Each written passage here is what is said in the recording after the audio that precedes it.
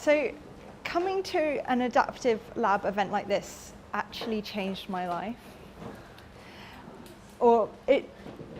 Having a name tag at an event like this changed my life.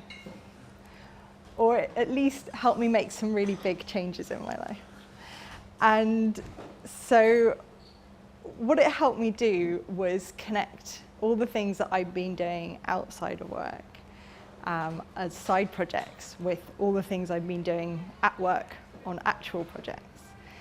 And one of the big side projects that I spend a lot of time doing is writing about brands and strategy and technology, and you can see a lot of that on my blog. But today I'm going to just tell a little bit of a story about how I got to here, which I'll show you in a minute, and what happened afterwards. So I am currently a freelance brand and content strategist, and that means that I work with agencies like Adaptive Lab and other agencies on projects that they have in. I've also worked with agencies on what they're trying to do in the world, and also on startups who need something to get going really fast and some tools just to help them start up. And so as a freelancer, some days are more like this, where I accidentally talk to myself on Slack. And it's just really sad. That actually happened. I haven't faked this, I screenshotted this. But on a good day, they're more like this, where I was part of the team behind the scenes on a report that released last week called State of the Digital Nation, which was a collaboration between Marvel App and Jules from Us Too on where we're at right now in all of this and all the mergers and acquisitions and what it means for creativity and all of that, and the people who are being creative or trying to be. I also get to work on more corporate stuff, like the digital brand guidelines for Orange as part of their global rebrand, or more kind of fun things like pop-up and experiences for Adidas retail around the world. And then I do side projects like Design Club, which is a new event series aimed mainly at digital product designers or people who work in digital, but to gather the creative community together to figure out what's next. And we hosted the first event last month, and it sold out in 10 minutes with 300 people coming. And we were very lucky to have this gentleman here to speak, who is Matt Heinel, who's the CEO of Moving Brands, which is a good segue to kind of roll it back and talk about kind of where I came from. So I got my start, my first proper job in all of this was at Moving Brands, and I joined as a maternity cover for the marketing manager. And I didn't really know what marketing was or how to do it, but I had already started my own blog and stuff. So I very quickly took control of the Moving Brands blog, and it was early 2009, which in corporate land was just when Twitter started to kind of have a bit of a surgence. And so I ended up just by being kind of through my job, but it was really just my own passion project, working on Twitter a lot and doing a lot of blogging, ended up really understanding what all of this could mean to brands and what this could mean to people or companies who were having to operate in this very fast changing landscape. And so within a year or so, I then moved on to client projects, helping people navigate it because I had that experience. And that took me off to San Francisco, which at that time really did feel like the social network. There was a lot of people in houses in Palo Alto writing codes on windows, and it was super cool. But it was also the first time where I saw the benefit not the benefit, that if traditional brand strategy was just in a deck or written down, and these startups who were going very, very fast and they had a lot of money on the line and they needed to reach people as soon as possible, they needed something practical. They needed a way to communicate why they were in the world and gather people around that as fast as possible, or they were going to sink very quickly. And so it was really a great test bed and learning ground to practice practical brand strategy. But I came back to London and it was all a bit like this. And I noticed there was a terrible disparity between what us lot in agencies or in the creative world wanted to do and believed we can do, and the difference we could make to these companies, and actually what clients were wanting, which was a QR code. Why do you want a QR code? What are you going to do with it? Who's it going to reach? It was just the wrong starting point. And so I realized that all of these really interesting conversations about what was possible and what we really wanted to do and what really got us going were going on down the pub, not in meeting rooms. And my reaction to that was to go somewhere, or to take all these conversations somewhere that no one would ever find us, which is in print. So I started a print-only newspaper called Can't Understand New Technology. The first issue, we just printed 100 using Print Club. I did it in collaboration with a designer friend called Steve Price.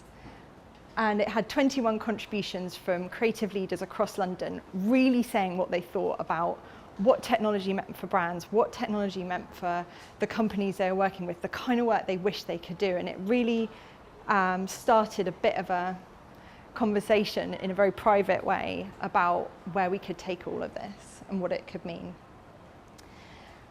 And it was about the same time that I went to one of the probably oldest branding agencies on the block, Wolf Olins, where I was immediately steeped into all their history and working with people who had designed some of the most iconic brands in the world and that were loved and known by everyone. And there were practitioners there who'd been there 25 years and written books about how to create brands and what a brand identity system should be. And yet I was going home and writing this kind of stuff. I did a further 2 issues while I was at Wolf Olins, and it was almost like a dirty secret that there was this conversation about where things could go happening that I was kind of providing a platform for, and then I was going into work and playing by the rules and telling the clients, yes, of course you can have a QR code, and yes, you should just have a logo and it shouldn't do anything else, it should just be on your business card. And it was slightly odd.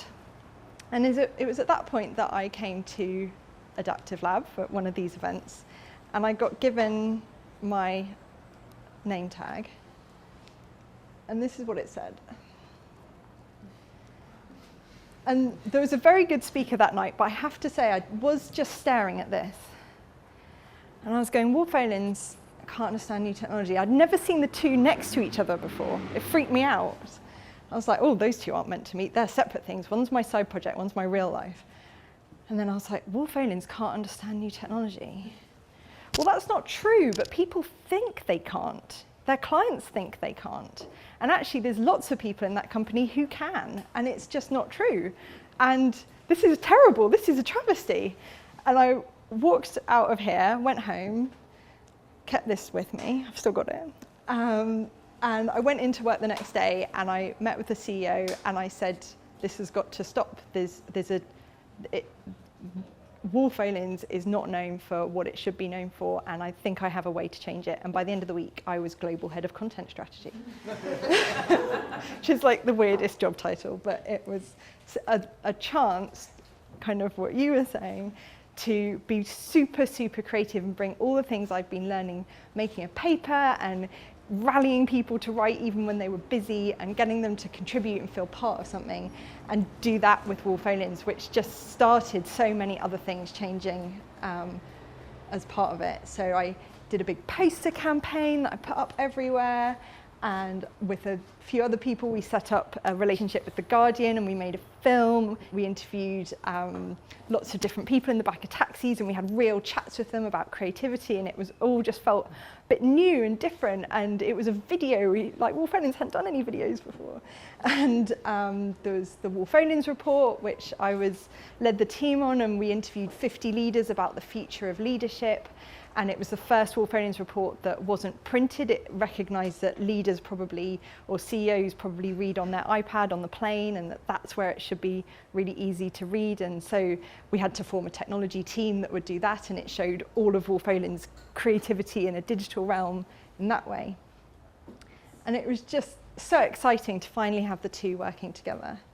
And it was about this time that I wrote a piece called Full Stack Strategy, which was kind of the manifestation of what I'd started to see in practice in Silicon Valley in 2009, and was now becoming so clear that brands need to go, the brand experience needs to go from a boardroom to someone's front room. And that the best way to connect that and the best way to communicate a point of view is through content, or it's one of the ways, one of the really important ways. And that was something that I had inadvertently been doing through my side projects and my work projects.